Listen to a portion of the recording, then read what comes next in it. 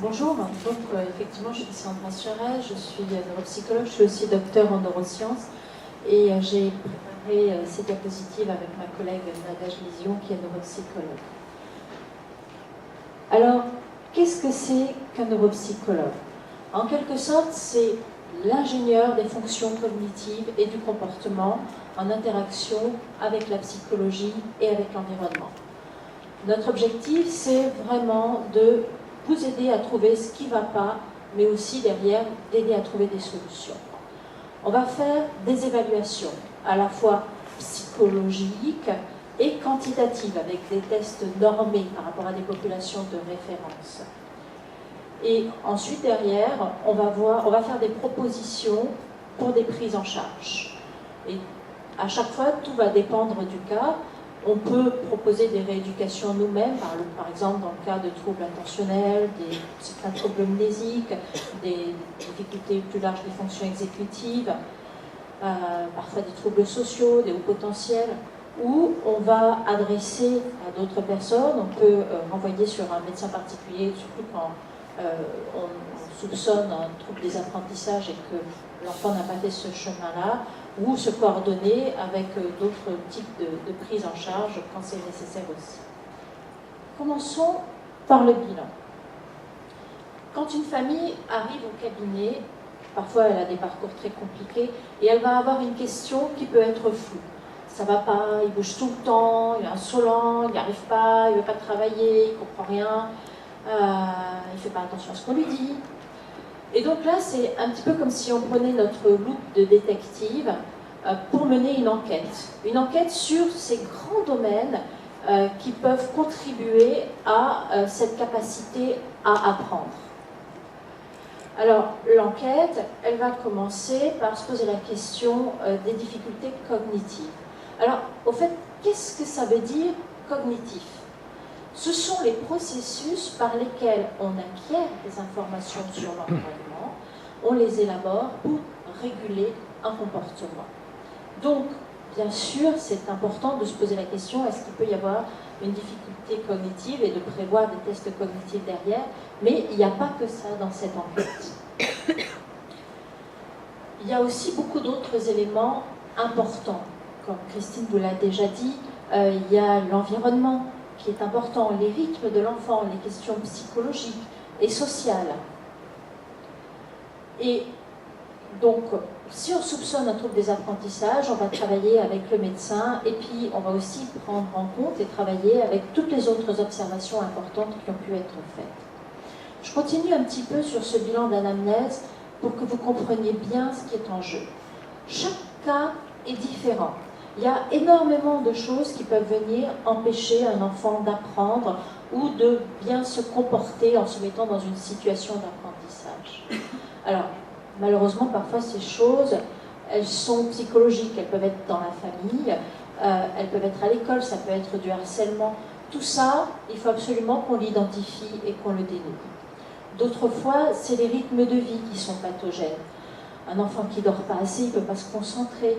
Ou un enfant qui abuse des écrans, mais évidemment, ça va retentir sur ses capacités d'attention. Vous savez aussi que les écrans intensifs et précoces peuvent retentir directement sur l'acquisition du langage. Parfois aussi, c'est un enfant qui a tellement d'activités qu'il n'a jamais le temps de s'ennuyer. Il n'a jamais le temps de développer son monde intérieur, sa créativité, il est toujours rempli par l'extérieur.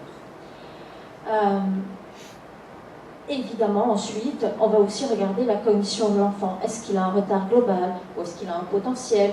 Est-ce que tout est à peu près homogène ou est-ce que c'est dysynchronique? Est-ce qu'il a un trouble neurologique spécifique?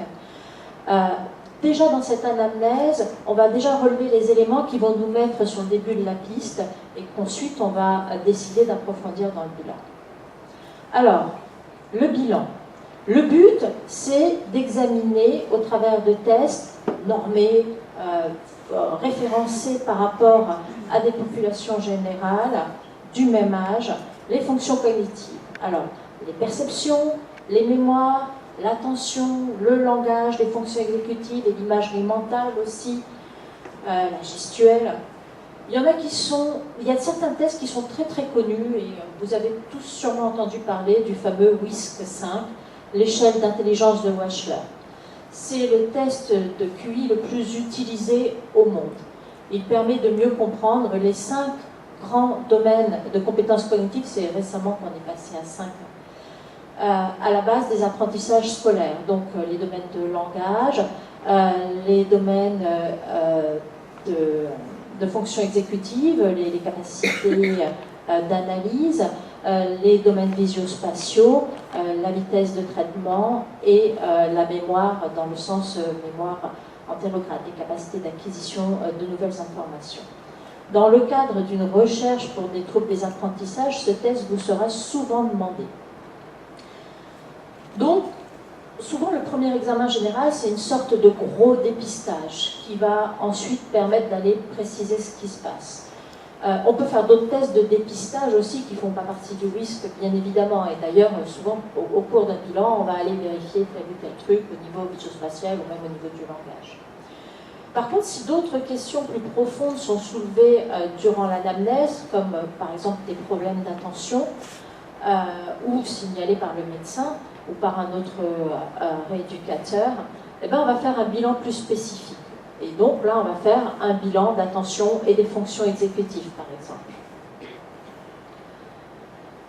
Le but de tout ça, je vous l'ai dit, c'est les prises en charge, parce que le neuropsychologue est aussi un rééducateur.